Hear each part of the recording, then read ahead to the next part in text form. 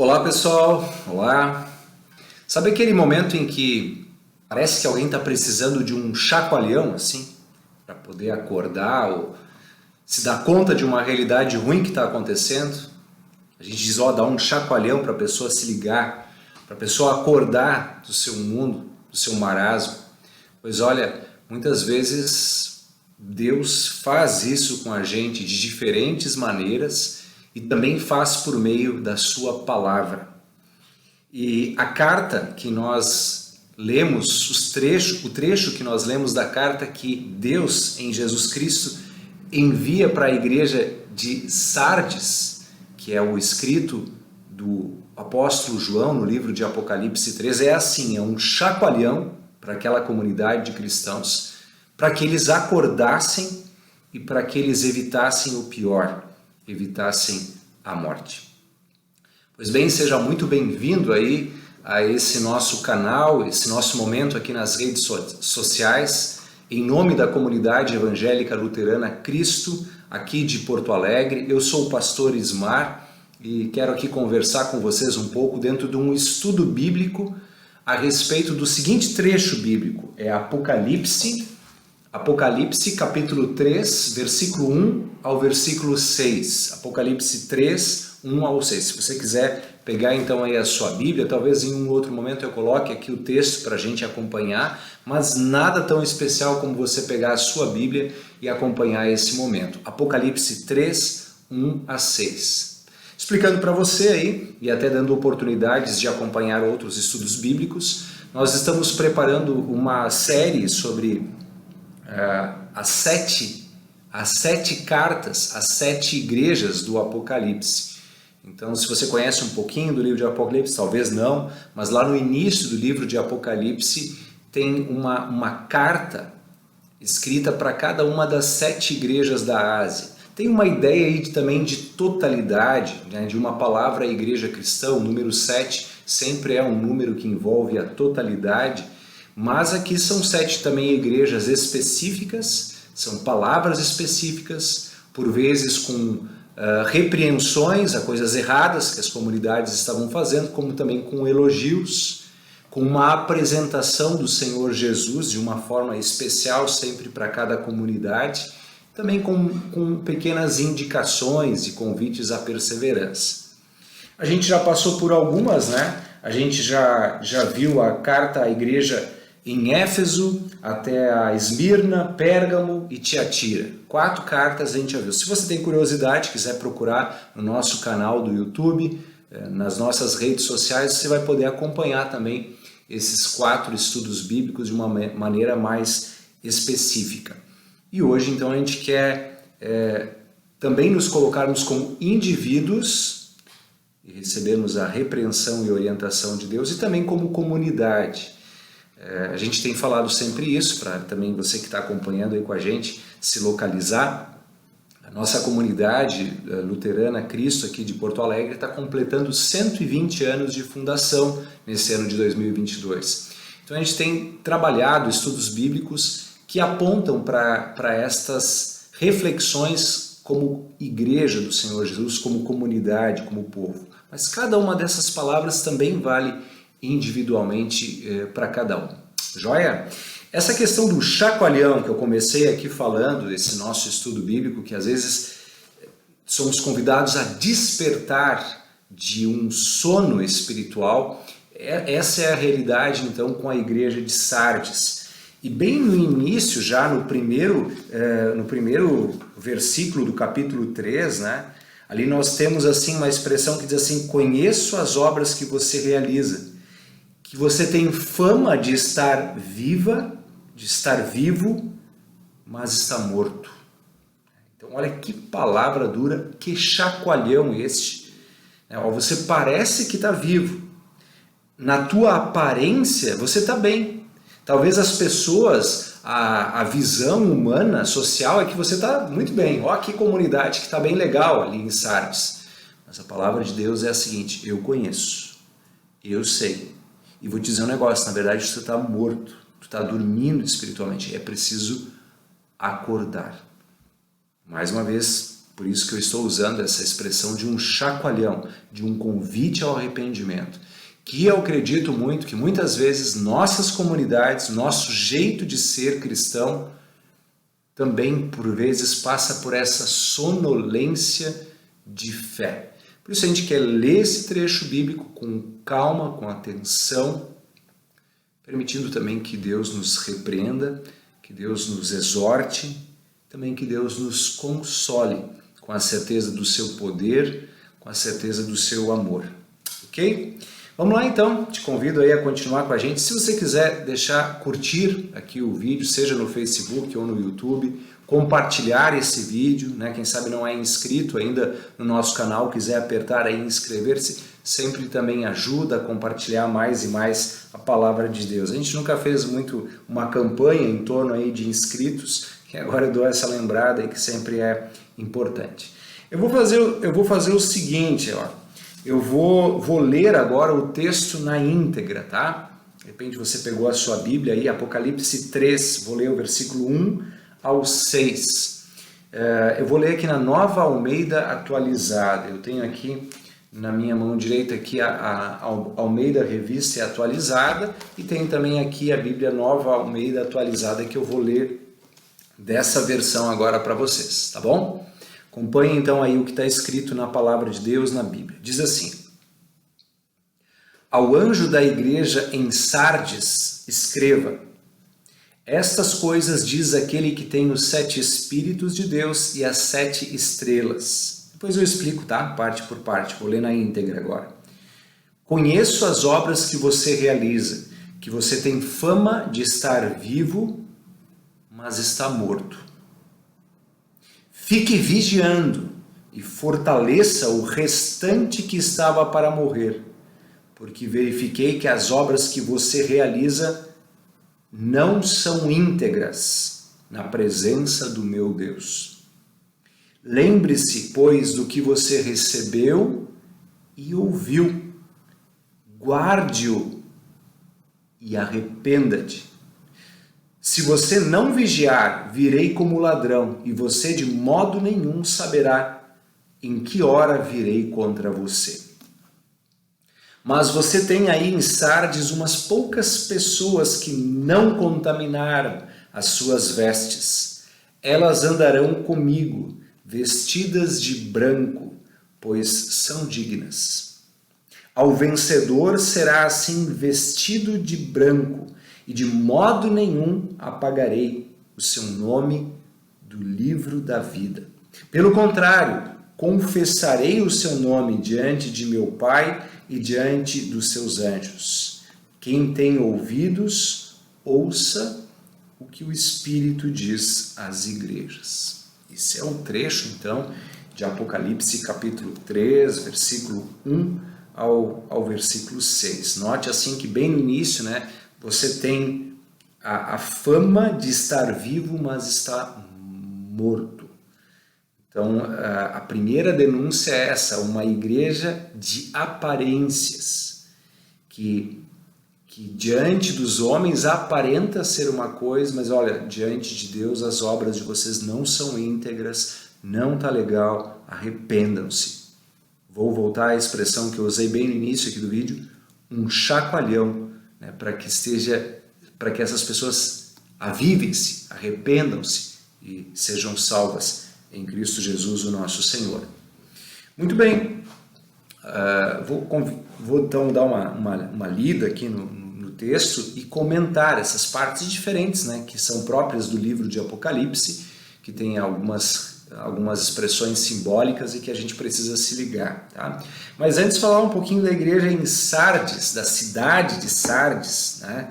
Há uma curiosidade assim, sobre Sardes, que esta é uma das primeiras metrópoles da Ásia. Bem curioso isso, né? Ah, mas como é que sabe isso, pastor? Sabe que foram encontradas moedas muito antigas e nessas moedas está este escrito: Sardes, a primeira metrópole da Ásia. Sabe? Ela ficava ali, né, nesta região onde também estão as outras igrejas, como Esmirna, Tiatira, né? A gente pode visualizar isso no mapa. ali da Ásia, né, a atual Turquia, e a cidade mesmo ali de Sardes estava no alto de um planalto, onde era bastante até difícil de chegar até lá, e por isso nos tempos antigos proporcionava muita segurança, era fácil criar a segurança dessa cidade contra as invasões. Para vocês terem uma ideia, em 1200 a.C. já se tinha referência dessa cidade de Sardes como uma grande cidade. Reis e impérios muito conhecidos, como o rei Ciro, né, da Pérsia, nós temos indícios históricos de quando ele tomou essa cidade. Também depois, já com Alexandre Magno, também temos indícios de quando ele tomou essa cidade também. Também tem um registro histórico do ano 17 depois de Cristo, que houvera um terremoto que destruiu grande parte da cidade, né? Tinha uma parte mais em cima do Planalto, depois essa cidade ficou bastante populosa ali e foi construída numa outra área também. E houve aí uma grande destruição. Houve uma reconstrução não tão plena. Então, no tempo que a Apocalipse foi escrito, né, no final do primeiro século, ali já era uma cidade um tanto quanto decadente assim. Mas, enfim, ela continuou, né? E no século XIV depois de Cristo, então, ela foi invadida novamente pelos turcos, pelo Império Turco, e foi destruída. Aí sim diz que hoje em dia tem apenas algumas pequenas casas de pastores locais, cuidadores de cabras, né? Uma cidade de pequeníssima expressão atualmente. E um dado forte, assim, né, é que nenhum cristão vive nessa cidade, né? Esse candelabro, que é o jeito como Apocalipse, no início Apocalipse chama as comunidades cristãs, né? Os 7 candelabros, as 7 igrejas, ele se apagou, né? Se apagou, foi retirado o candelabro, ou seja, de uma ou de outra forma o chacoalhão, ou o convite ao arrependimento não foi ouvido, e de uma ou de outra forma essa igreja acabou sendo concluída ali, né? Então essa é a realidade da cidade de Sardes, ok? E como a gente viu aqui, a situação da comunidade, da igreja, não é nada boa, né? A gente teve aí exemplos de cidades, de comunidades, desculpa, que foram praticamente apenas elogiadas, né? Normalmente tem elogios, repreensões e indicações. E aqui Sardes é uma das comunidades tidas assim como morrendo, de fato, né? Então a palavra é bastante dura para que eles acordassem e acompanhassem então aí a palavra de Deus, né? Então vamos perceber isso no texto, acompanhando ali algumas frases e tendo clareza disso, tá? Vamos lá então, Apocalipse 3. Ao anjo da igreja em Sardes escrevo. Mais uma vez eu explico aqui, né? Para quem não assistiu os outros estudos, lá no capítulo 1, no versículo de número 20, nós temos a explicação deste símbolo. Alguns símbolos não têm explicação direta, mas aqui esse tem uma explicação. Diz que os 7 candelabros são as 7 igrejas e que 7 anjos, como assim descritos, são os 7 pastores, ou os 7 mensageiros, ou as 7 pessoas responsáveis pelo anúncio público da palavra ali junto à cidade. Então quer dizer que o pastor é um anjo? Não é um anjo nesse sentido literal. É porque a palavra anjo quer dizer, o significado dela é mensageiro, é aquele que anuncia a mensagem. Então nesse sentido. Então ao pastor, ao bispo, ao cuidador da cidade de Sardes escreva. Assim começa o texto, tá? Aí depois diz assim: essas coisas diz aquele que tem os 7 Espíritos de Deus e as 7 estrelas. Lembrem que o número 7 tem a ver com plenitude, né? A divindade é identificada pelo 3, a trindade, e o número 4 é o registro, a identificação da terra, da humanidade, né? Então esse relacionamento mostra uma plenitude, assim, né?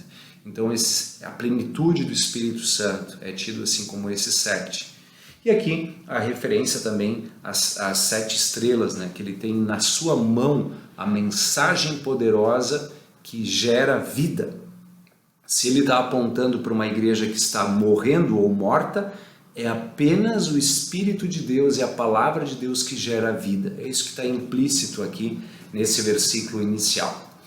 Normalmente, nas cartas de Jesus às igrejas, começa com uma expressão que é, em português, conheço. Conheço. Eu conheço. É uma palavra confortadora, por um lado, consoladora, de termos um Deus que conhece todas as coisas, que conhece a gente, conhece a nossa aflição, mas também é uma palavra de repreensão. Ele conhece as minhas intenções, os meus pensamentos, os meus pecados. Eu conheço. Ele olha para mim, olha para você e diz, eu conheço, eu sei. E o Senhor de fato sabe. E aqui ele aponta para a igreja de Sardes dizendo, conheço as obras que você realiza e que você tem fama de estar vivo, mas está morto. Como eu já citei antes, esse versículo eu já dei um destaque antes, né? Uma igreja de aparências, e é uma forte repreensão. E aí vem então a exortação, versículo 2, diz assim, fique vigiando e fortaleça o restante que estava para morrer, porque verifiquei que as obras que você realiza não são íntegras na presença do meu Deus. Então, fique vigiando e fortaleça aquilo que ainda não morreu. Ainda há vida, ainda há esperança, ainda há quem esteja acordado. Se fortaleça, esteja atento, porque também, senão essa parte também vai morrer. É um convite sério à vigilância e ao arrependimento. E é interessante assim, as obras que você realiza não são íntegras na presença do meu Deus. É interessantíssima essa expressão, porque talvez sejam íntegras na presença da sociedade, talvez seja legal para a sociedade, uma igreja de aparência, mas na presença de Deus, Ele sonda corações, não são íntegras essas obras. Mais uma repreensão aqui. Aí diz assim o versículo 3, lembre-se, pois, do que você recebeu e ouviu, guarde-o e arrependa-se, né?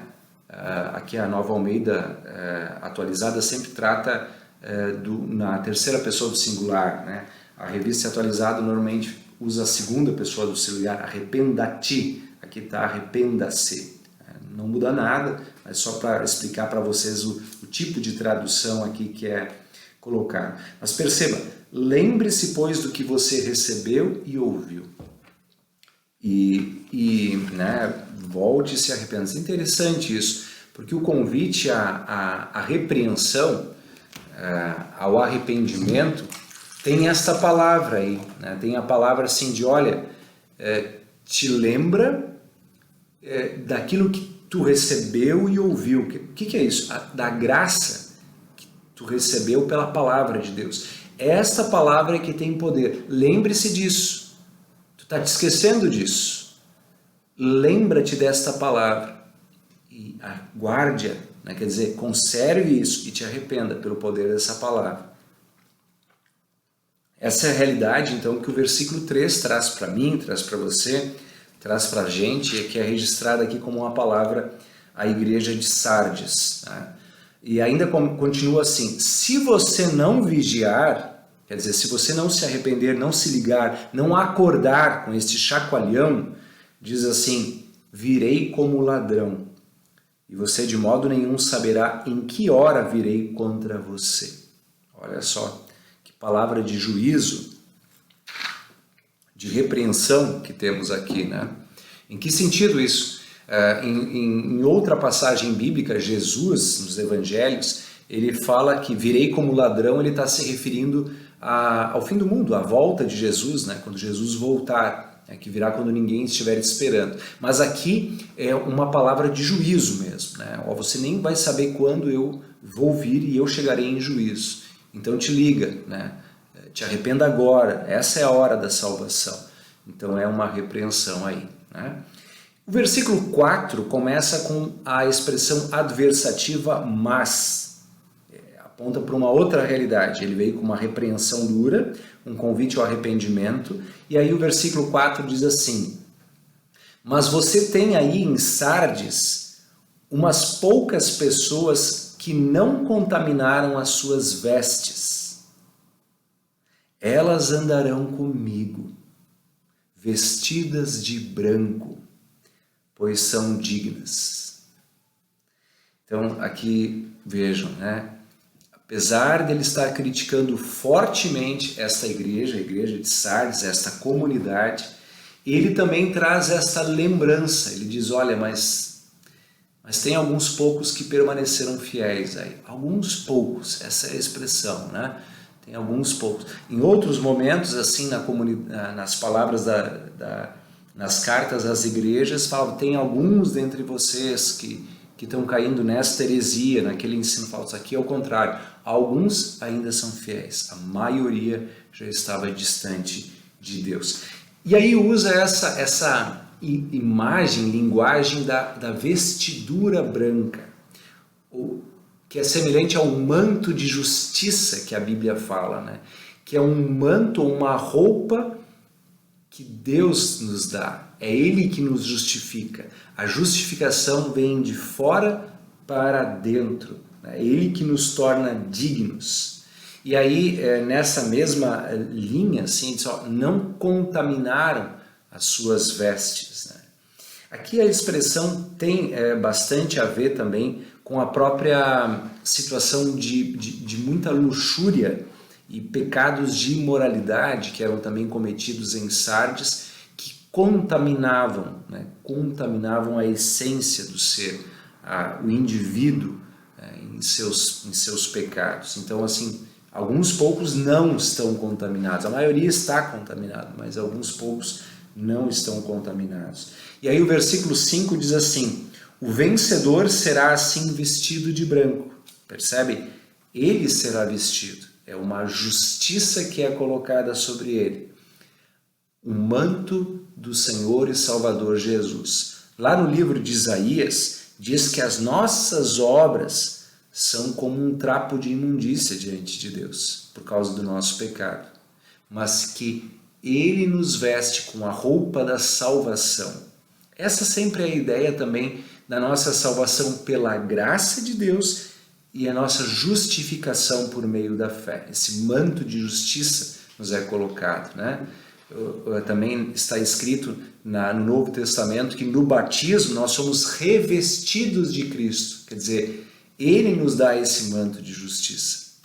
Ele nos dá, Ele nos veste, Ele nos torna dignos. Vou reler de novo o versículo 5. O vencedor será assim vestido de branco, e de modo nenhum apagarei o seu nome do livro da vida.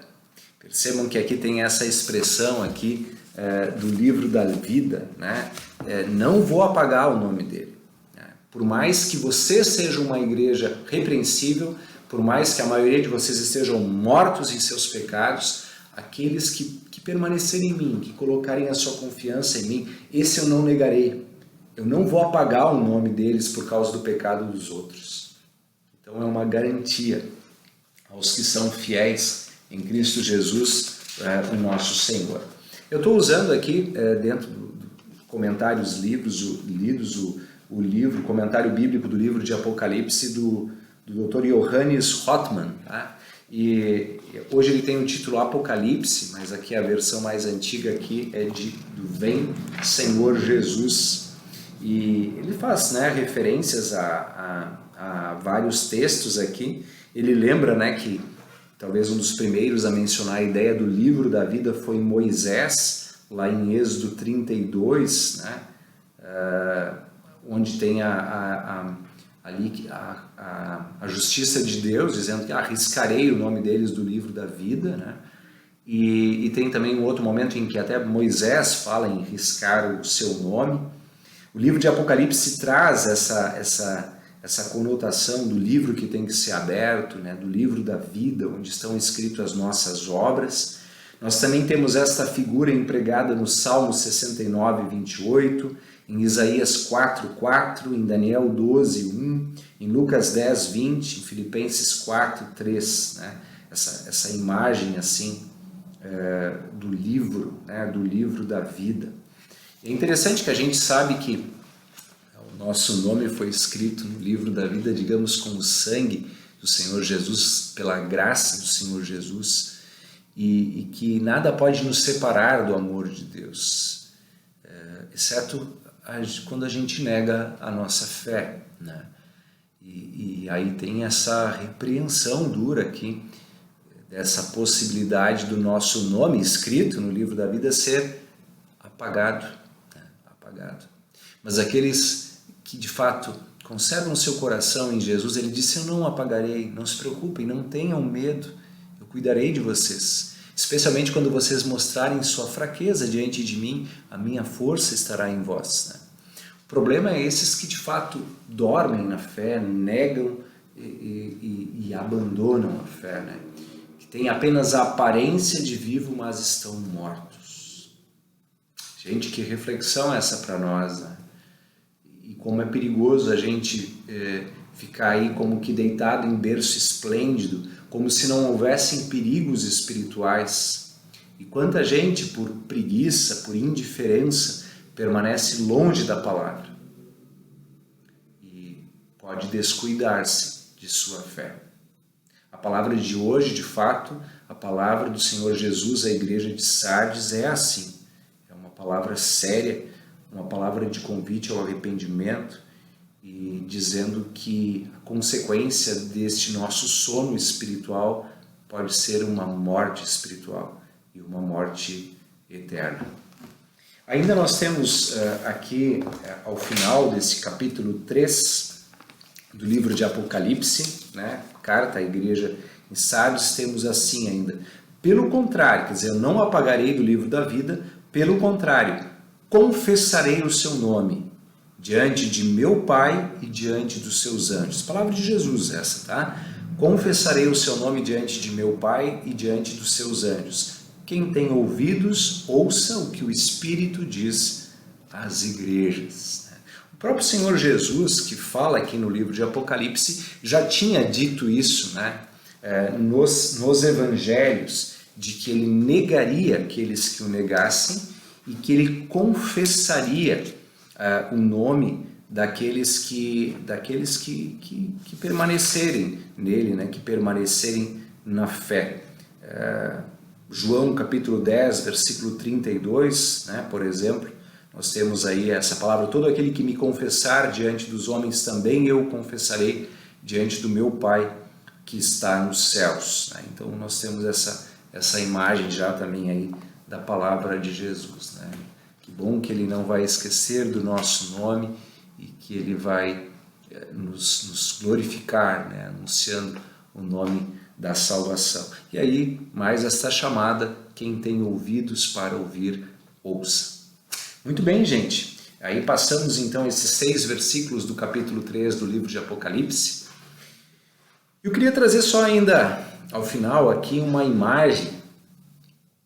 A imagem lá de Ezequiel capítulo 37. Se vocês lerem, abrirem, acompanharem esse texto de Ezequiel 37, ele é muito curioso, né? Ezequiel 37 é um momento em que o profeta ele é levado pelo Espírito de Deus até um vale que estava completamente cheio de ossos e ossos sequíssimos. É uma imagem, uma visão que ele tem, né? E aí ele conta, o Ezequiel conta em Ezequiel, ele descreve em Ezequiel 37, é melhor você pegar a sua Bíblia e ler com calma todo esse texto. E aí diz que lá tinham ossos sequíssimos, né? Ossos praticamente ao encostar virando pó, sequíssimos. E a palavra do Senhor Deus foi uma pergunta ao profeta, dizendo assim: você acha que esses ossos podem voltar à vida? Você acha que esses ossos completamente mortos e secos podem voltar à vida? E o profeta, né, muito espertamente diz: eu não sei, Senhor, tu que sabe. E aí a palavra ao profeta então profetiza: anuncia a minha poderosa palavra. E aí diz o profeta que ele profetizou E aí conta ele que esses ossos começaram a se juntar. Né? Ele fez isso, esses ossos começaram a se juntar, aí depois veio inclusive tendões, enfim, né? E aí, só que não tinha vida. Aí ele se perguntou de novo, vocês acham que esses ossos juntos aí podem voltar a ter vida, né? E, não sei, tu sabes. Diz que daí então esses ossos se revestiram de músculos, de tendões, de pele, e de repente estava diante dele um exército de pessoas, agora não mais ossos, mas revestidas de pele e músculos também, mas sem vida, sem vida. E de novo a pergunta é, filho do homem, o profeta, tu acha que isso pode voltar a ter vida? Não sei, tu sabes. Então profetize, assopre. Então veio o sopro, né, do Espírito de Deus, e aquele grande número de pessoas que antes eram só ossos tiveram vida novamente. E a palavra do Senhor ao profeta foi, assim é o meu povo. Acham que estão ali jogados, mortos, sem vida, sequíssimos. Mas no meu espírito eu posso dar vida de novo. Eu lembrei dessa palavra porque ao chacoalhar a igreja de Sardes e ao dizer que eles estavam dormindo espiritualmente, que eles tinham aparência de quem estava vivo, mas estavam mortos, sempre fica a esperança do Senhor Deus da vida. Como ele se apresentou, que tem os 7 espíritos na mão. A vida está em Deus. E por mais morto que estejamos espiritualmente em nossos pecados, como diz lá Efésios 2, a palavra do Senhor dá vida, renova. Por isso, o convite ao arrependimento é sim uma exortação, mas também é um apontar para quem tem vida, é um chacoalhar para viver, para alegrar-se, para aquecer-se no Espírito Santo de Deus, na presença de Deus, na nossa fé salvadora. Essa é a reflexão para nós hoje, que a gente também acorde desses nossos sonos espirituais, para que a gente se ligue dos inimigos espirituais ao nosso redor, a começar pelo pecado que se agarra firmemente em nós, do mundo que nos leva a tantos desvios, descontentamentos, ilusões, desequilíbrios, as tantas dificuldades deste mundo, mas que não podem tirar a vida quando o Espírito Santo nos dá, apenas quando nós negamos a nossa fé. Pois aqui o pessoal da igreja de Sardes, ao que tudo indica, continuou neste sono espiritual. Que Deus tenha misericórdia da gente, que quando necessário Ele nos dê esse chacoalhão e que sobretudo Ele nos dê o seu Espírito Santo, o Espírito da vida, para renovar o coração da gente, para aquecer de novo o nosso louvor, o nosso amor uns pelos outros, a nossa vida comunitária que estamos trazendo tão frequentemente à reflexão. A vida comunitária é importante. A fé cristã não tem sucesso em carreira solo. Ela necessita de comunhão, de convívio. Não é à toa que Jesus promete a sua presença onde 2 ou 3 estão reunidos em seu nome, quer dizer, em comunhão, em igreja. Por isso, a comunidade luterana Cristo se apresenta como uma opção para você cuidar da sua fé, para você viver a sua fé, para você viver em comunhão. Não uma aparência de que está vivo, mas uma vida de fato verdadeira diante de Deus e no poder da sua palavra. Tá bem? Que Deus assim nos abençoe e que Deus nos guarde hoje e sempre.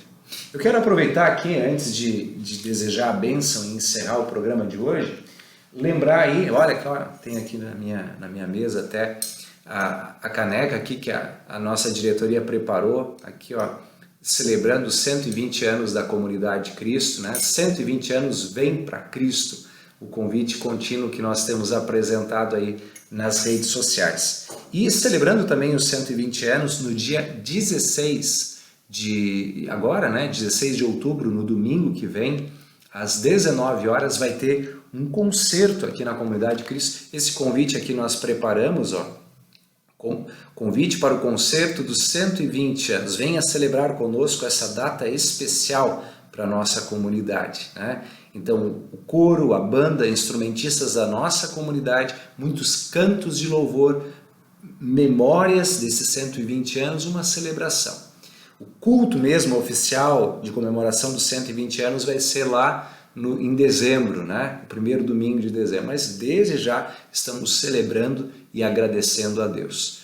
E também querendo que cada vez a vida que está na palavra nos renove, nos revigore como comunidade, como indivíduos, como cristãos diante do Senhor e Salvador Jesus. Tá bem, gente? Valeu aí pela atenção de vocês. Eu concluo desejando que as bênçãos de Deus os acompanhem, os guarde, dizendo que a graça do Senhor Jesus, o amor de Deus o Pai e a comunhão do Espírito Santo estejam com todos vós. Que a bênção do Senhor os acompanhe, os fortaleça nas diferentes situações desta vida, hoje e sempre. Amém. Valeu, pessoal. Muito obrigado, viu, pela atenção de vocês. Não se esqueçam de curtir, de compartilhar também esta mensagem com outras pessoas. Até mais.